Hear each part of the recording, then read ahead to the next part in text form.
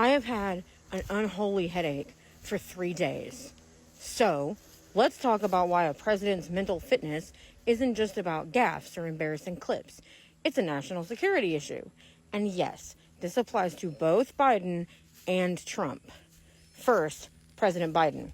Right now, Congress is holding hearings about his mental fitness, subpoenaing his doctor, who pled the fifth, which is implicating, and interviewing top aides after repeated public moments where he appeared confused during his time in office.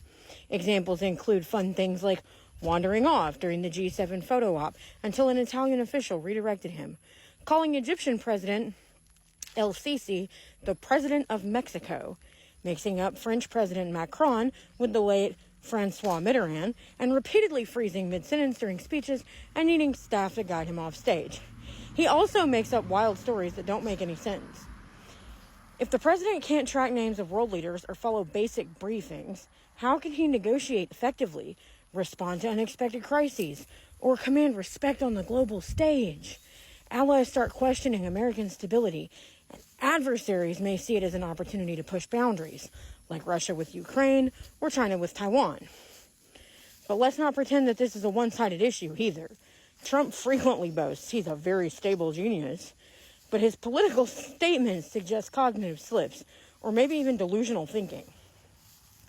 Examples of his behavior include claiming Revolutionary War soldiers took over the airports in 1776, confusing Nikki Haley with Nancy Pelosi during a rally rant about January 6th, saying migrants are poisoning the blood of our country and suggesting they're eating Americans' pets, and incoherent rants with repeated phrases, sentence fragments, and contradictions within a single thought. He can't stay on topic.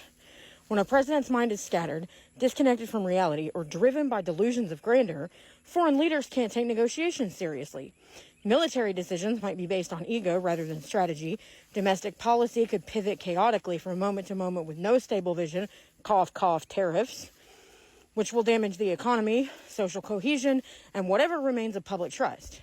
This isn't new either, because Ronald Reagan was diagnosed with Alzheimer's after leaving office, but insiders, including his son, say signs showed during his presidency.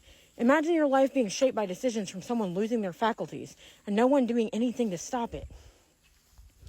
The real takeaway here is, whether it's Biden freezing mid-sentence or Trump ranting about 1776 airports, it's not about age alone.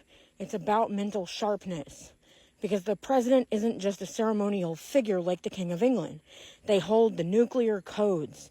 They command the military. And they lead America's moral and diplomatic standing in the world. We are already a joke on the world stage.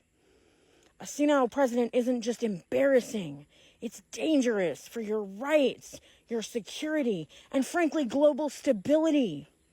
Follow me for more loud opinions on why mental fitness actually matters when you're running the free world.